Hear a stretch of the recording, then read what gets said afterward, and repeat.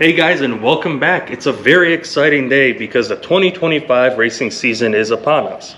How soon? Tomorrow. And I've done nothing to prep for it, so I'm going to try to get everything done today. Here are some updates for the season.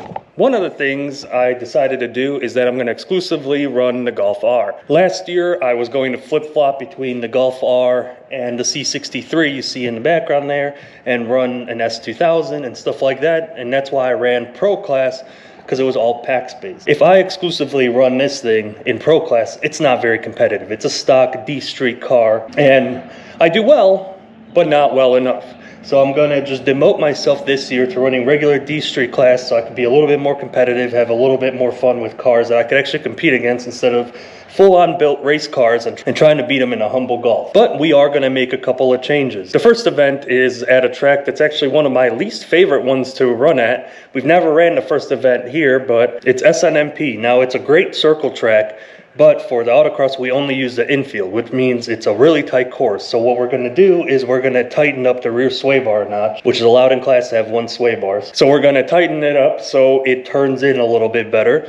And then I gotta do the basic maintenance stuff. I gotta change the oil on it, and I gotta get my to-go box ready. A couple years ago, I went over what I keep all in it and bring with me to every event. I won't go diving into that again this year, but I gotta go through it. I gotta get all my gear ready. I gotta make sure it's up to par because I think in October of this year, the regulations are gonna change, so I gotta be ready for that. And the next thing is we're going to get new tires. Now, these are tires I've had for about 2 years on this car, and they're RE71 RSs, and they're pretty much right at the wear bars. I figure we have one more event left in them, and then we got to change them out. What I got to replace them is another set of RE71 RSs. The reason for that is these tires actually did really great on this car. I had a lot of fun in it, even at Tail of the Dragon. I debated on the Yokohamas. The S2000 I ran had Yokohamas on it.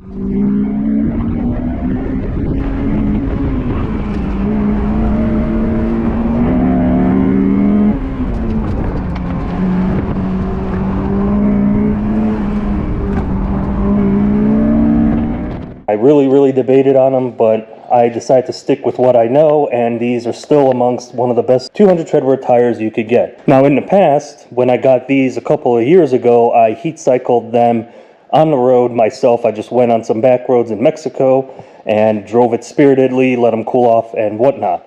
These, when I purchased them from Tire Rack, I had them heat cycled for me.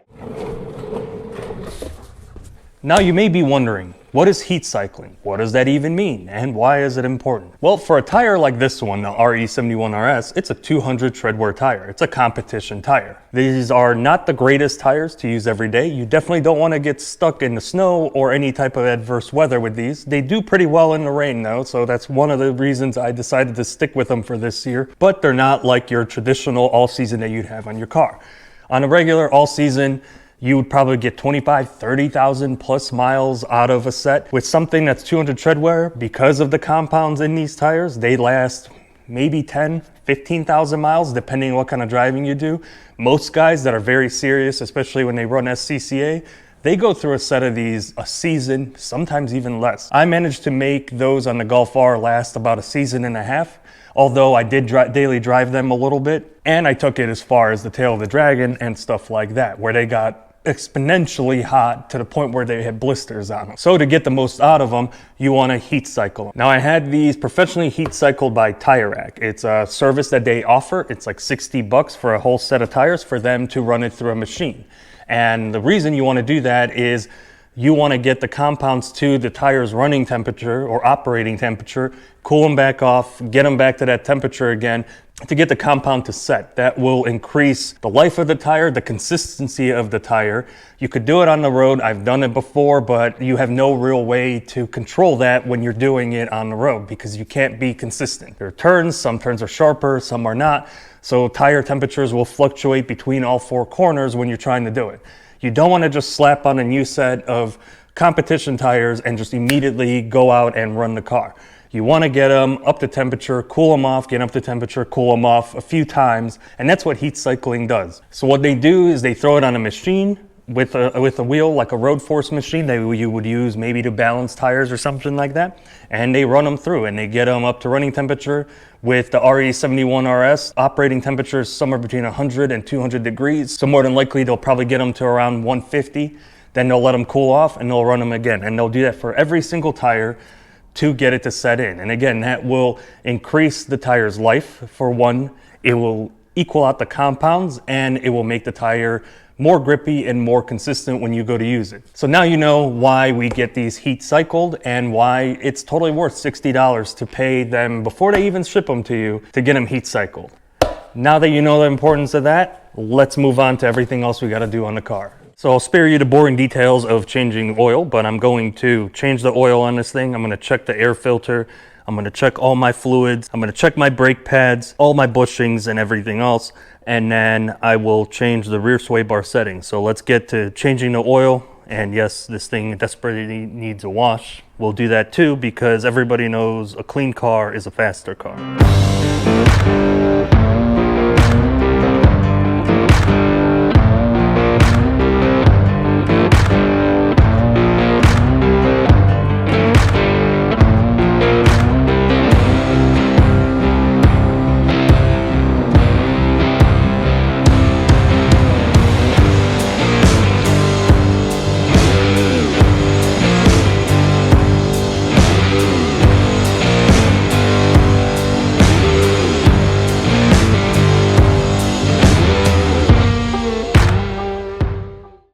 All right, so we got this thing pretty much mechanically squared away.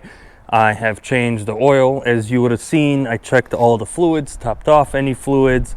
I checked all the bushings, the mounts, everything I could think of, and I had really no concerns because I knew it was up to par. This car sat for a long time because of moving and everything else. So everything's up to par on that end. Now for SCCA classes, you're allowed to put one sway bar on a car, and for something that's front wheel drive bias and all wheel drive, rear sway bar makes a world of difference. Not only in something like the Golf R, but STIs, Evos, Focus RS, those are all cars I've driven in anger, and they all have the tendency to understeer, and the way to dial that out is with a rear sway bar. So what I have on this thing is an H&R rear sway bar. However, I had it set to the softer setting because at the last event, we were on a much bigger racetrack. We were on an actual road course, and you don't want too much oversteer. I'm more of a driver that prefers to steer with the rear than the front.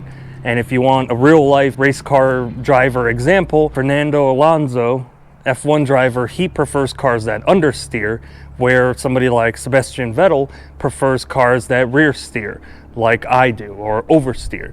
So to get the car to oversteer a little bit more, to have more bite on turning, you could get a rear sway bar, which is exactly what I did. So what I got was an H&R adjustable rear sway bar, and I initially set it up to be in its softest setting, which is still more significant than stock because it's thicker by I think 5 or 6 millimeters. But now, since we're going to be running on a tighter track, and it seems this whole season is going to be much tighter tracks, I'm going to set it up to get a little bit more of oversteer. So let's get underneath and I'll show you what I mean. Ugh, God, I can't wait to have a lift in this place. All right, so here's our H&R rear sway bar, and as you can tell, it's adjustable. So right now we have it set to the softer setting.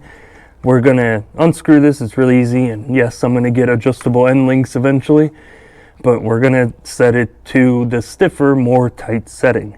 It's really easy, just take the load off the wheels. I'll probably pick up this one a little bit, remove the screw, move it over, and do the same thing on the other side. Once that's done, I just gotta wash it and get all my stuff together, and then we'll be ready to go racing. Pretty easy setup. I had much bigger plans for this year, but obviously the house and everything else got in the way, so we'll deal with it as it comes. Maybe next year we'll be running pro again, and this R will be a lot less street friendly. But let's get that swapped over, get the car washed, and then we'll almost be ready for tomorrow's event.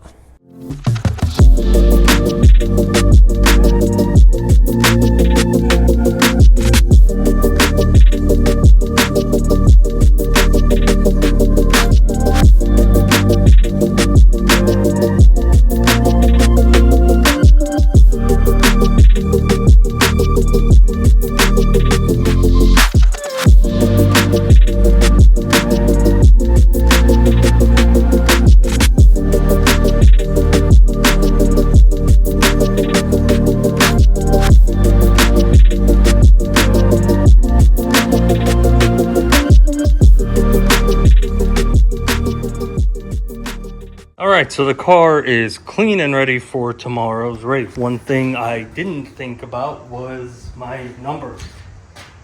I used to just run pro here, and now all I have is this dinky DS. It is what it is. We'll improve that in the next video. But either way, she's ready to roll. All the suggestions I gave you in this video, take with a grain of salt, because what you should really do first is run a stock car, put a good tire on it, learn what you're doing, and then take on it. And if that's not enough, April 28th, I'll post in the description, we're running a novice school. Make sure if you're in the greater North Carolina area, and you want to learn how to drive, you want to learn how to autocross, you join our novice school, which I'll be at, but I'll bring the C63.